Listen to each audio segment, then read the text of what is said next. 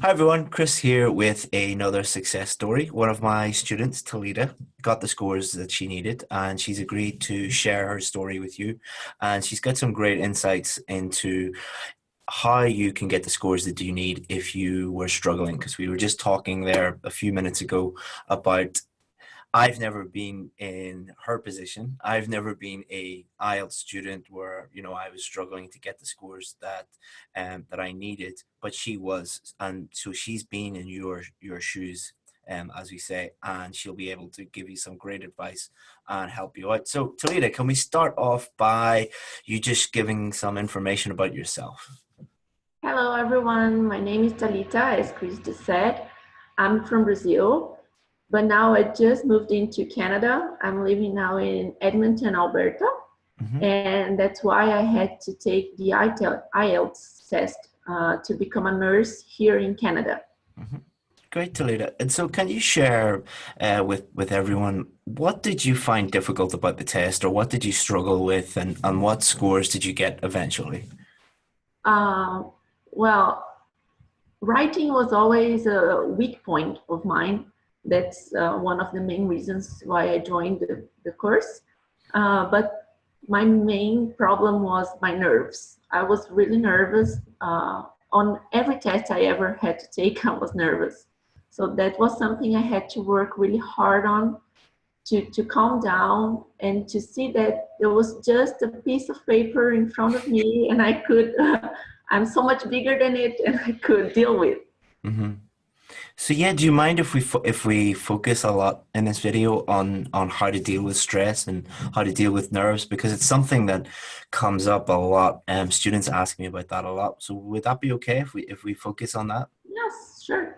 Yeah, so so let's start at the beginning. How did you feel? Maybe let's start talk about some of the times that were not so good. How did you feel some of the times when you were doing the test and you were really stressed out or really nervous, and why do you think that was? Well, I don't know, maybe the pressure that I needed that grade. I needed a 7 and nothing below 7 would work for me. So I think that just having the idea that you must have that was a stressing point for me. And I would freeze. I couldn't think of ideas. Uh, on the test center, I was taking the test. They had a red uh, clock going backwards with the time.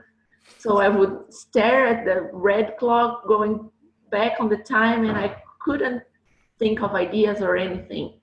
So I think that's why I was so nervous. Hmm. And what helped you? Like, is there anything that you could share with other students that might be able to help them if they were feeling the same way? Yes, sure. First of all, one of the teachers that work with you recommend me a TED Talk that Amy could, I believe, and she talks about empowerment and how to calm down in situations like that and how to feel that you have the power to do whatever you want. And another thing that really helped me through was neuro-linguistic programming. I took some neuro-linguistic programming courses and I learned how to become secure in every situation I wanted or needed. I they use techniques.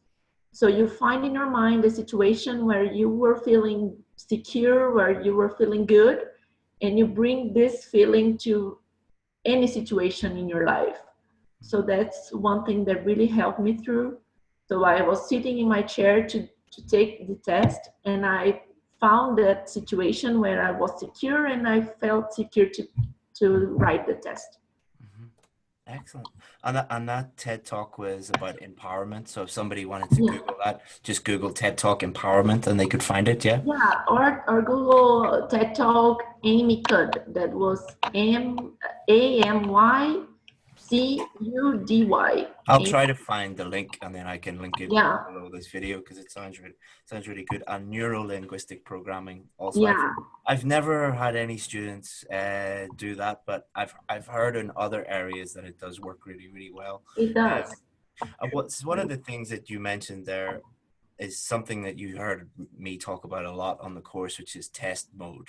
And it's when lots of the students that I deal with, when we're speaking, one-on-one, or we're in class, or we're just talking, have no problem thinking of great ideas and talking really fluently or writing an essay. And then as soon as they go into test mode, it changes completely. Yeah. So it's something that I've noticed for years. Like when I was first teaching, and I was teaching in face to face in classrooms, and students would have no problem, talking fluently or writing essays or doing really, really well. But as soon as I put that piece of paper in front of them, it's like they were a completely different student. It's the same when we do the Zoom sessions. Every Friday when we do them, when I'm just chatting to people at the beginning, really fluent, everything is great, great vocabulary, great grammar. And then when I ask them an IELTS question, it's completely different. They turn into a different person. So I suppose it's trying to get out of that test mode and clearly communicate with the examiner in the speaking test, and clearly communicate with them in the writing test also by doing your best in the writing test. So any other advice for students who are maybe, so you were stuck at a 6 or 6.5, isn't that right? I was always going between 6 and 6.5. It was Mm-hmm. not something that I realized I was not doing right, really, on the writing thing, was I was not developing the ideas Mm-hmm. through. So I had one idea on my topic sentence, and then I kind of went out of subject during the rest of the paragraph.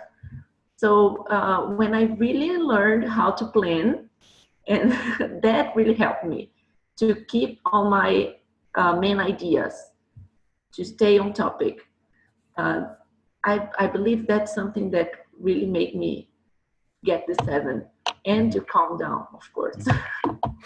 Yes, it's all about finding out the specific reasons why you're not getting that score, and then focusing on them, because everybody's different, and there's so many different things. Like for you, it was nerves and stress, plus not developing your main ideas. For other people, it could be grammar, it could be vocabulary, it could Yeah, many, many other things. So it's really about finding out what those things are and then attacking them. So preparing more strategically rather than just, oh my God, I don't know what to do, calming down and attacking things strategically. And that will also help stress and nerves. The more preparation you have, the more you are aware of your weaknesses, and the more you are yeah, aware that you fix those problems, the stress and the worry kind of goes away a little bit on test day. So thank you very much, Toledo. That was normally we don't get to talk about stress and nerves and things like that, but it is really, really important to talk about it, because a lot of people suffer with that, and it's a shame because people don't get to reach their full potential. yeah. And it's a real shame when psychological things stop you getting the score you need. So Toledo, what will you be able to do now that you've got the score? Well, now I have to wait because there is a organization that assess my Brazilian diploma Mm-hmm. to say if I can just write a test to be a nurse here, or if I have to do any breeding course. So I'm just waiting now. So hopefully those techniques that you learned will help you out and Yeah, yeah. So cool. Good luck, Toledo, and thank you very thank much you. for sharing your story with everybody. You're welcome. Thank you. Bye bye. Bye.